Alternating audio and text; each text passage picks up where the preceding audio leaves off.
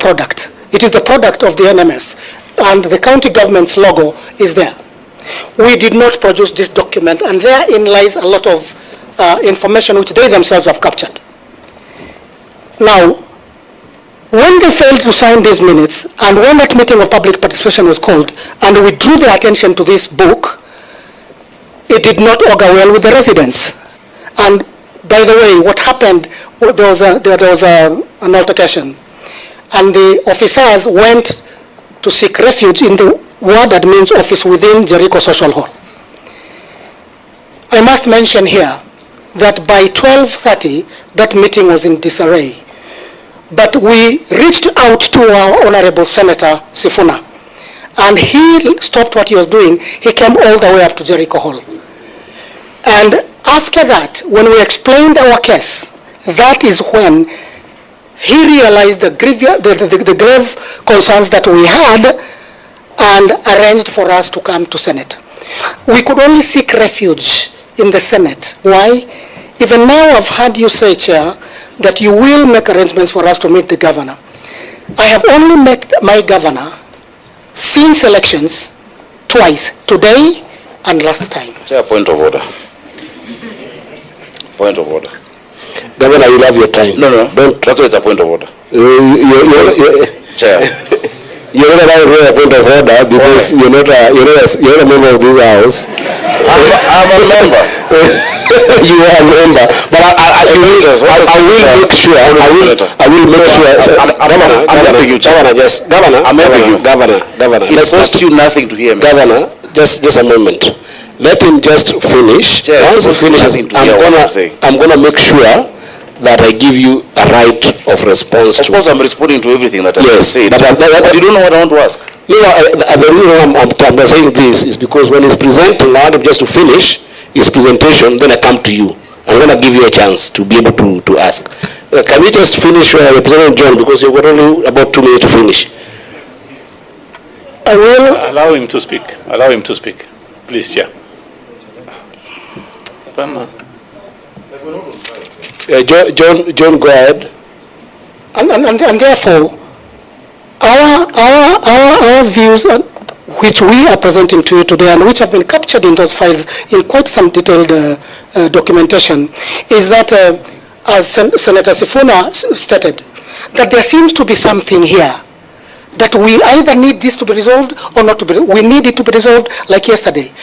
But the problem has been, right from the word go, we offered ourselves to come to public participation meetings, which we were never meaningful.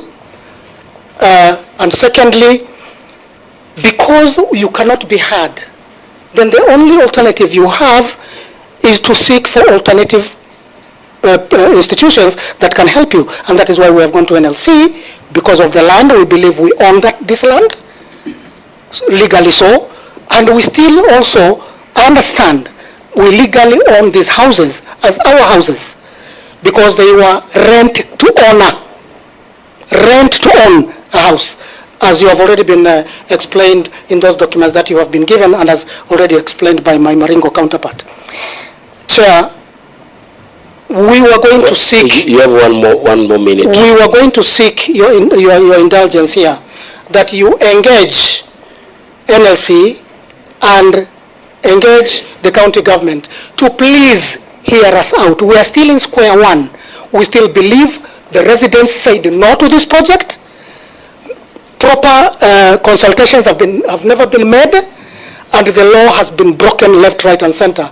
We live in fear in our estates. Thank you, Chair. Governor, I wanted to give you a chance to perhaps raise your concern. Chair, I think next time we have such an engagement, everyone should be on oath. Because there's a lot of disingenuity.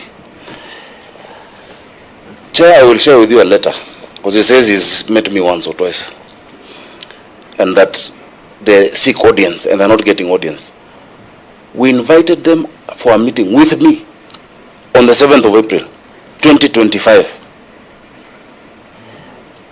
They came and stopped residents from attending the meeting at Charter Hall. Why is he not saying that? You cannot come to the table of equity without, you must have clean hands. So when you call you for the meeting and you come with placards and you threaten others who are registering from attending the meeting, are we really being honest, Chair? Chair, I think that is why Governor, I think the guidance of the Chair initially was a correct one, that you allow these people to express themselves. These matters are a motive for everyone. Then during your response, you can even table those problems, because me personally, and I will say this because me, I don't fear anybody here. I have raised this concern and I've repeated it here, that our chairs appear to be afraid to go to certain meetings because they think, and Governor, you can understand, because one of the issues, Chair, is that... Your chairs means chairs of the association. Yes, these chairs. Yes, it's not the chairs of the committee. One of the reasons is that the minutes of those meetings, and this is a matter that I have brought to the attention of the Governor himself, I've written to you myself asking for minutes of his meeting. That is the fear of these county chairs, and it is our responsibility as a leadership to address those fears so that we can actually unlock this dispute. So, Chair, I think you have guided properly. Let the chairs finish. Let the chairs finish. I think we only have 2 more to go, and they have more to say. We have not even gotten to Woodley. But to Jatoga Eastlands. Yeah.